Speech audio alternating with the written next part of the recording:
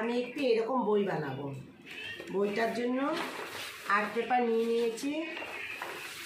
Art paper এখন আমি কেটে নেব, বইটির মাপ করে আর্ট পেপার কেটে নেব।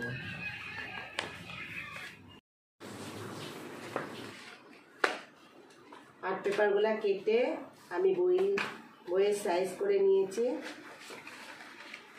সাইজ মতন কেটে নিয়েছি। এই যে দেখো, এখন এখানে আমি খোপ কেটে বই তৈরি করব।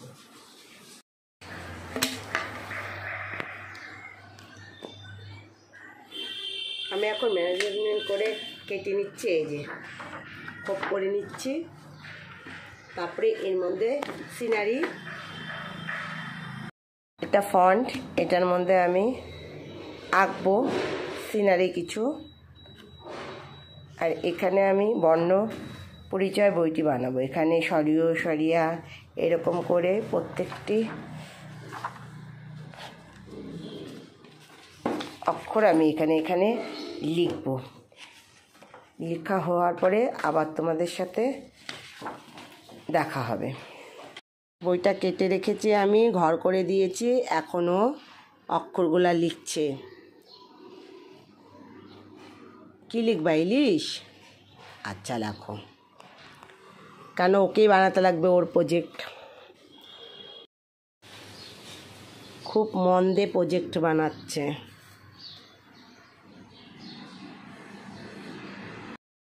সিনারি এঁকেছে, তার মধ্যে আমি একটু ফিনিশিং দিয়ে দিচ্ছি, কালারটা করে দিচ্ছি।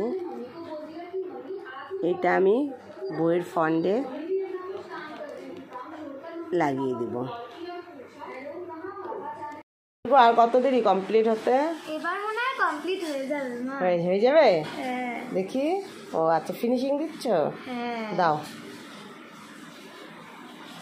আমাদের আমার প্রজেক্টের বইটা বানানো কমপ্লিট হয়ে গেছে। তো দেখো আমি বানিয়েছি, আর দিদি আমার মিস চেকও করে দিয়েছে। চলো তাহলে দেখাই।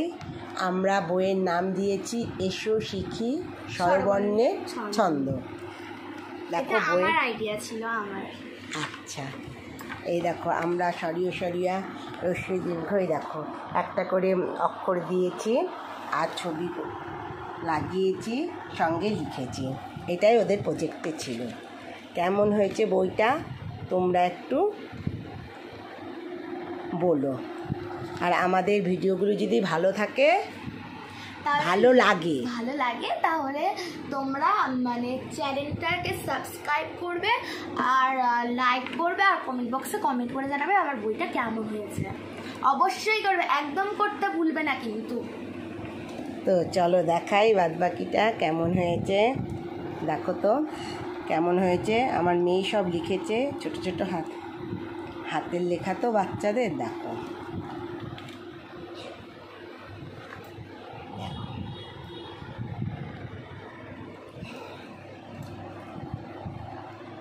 অনেকদিন আগেই চেক হয়েছে, আজকে তোমাদের সাথে শেয়ার করলাম। কেমন হয়েছে তোমরা একটু জানিও। তো টাটা, আবার দেখা হবে নেক্সট ভিডিওতে।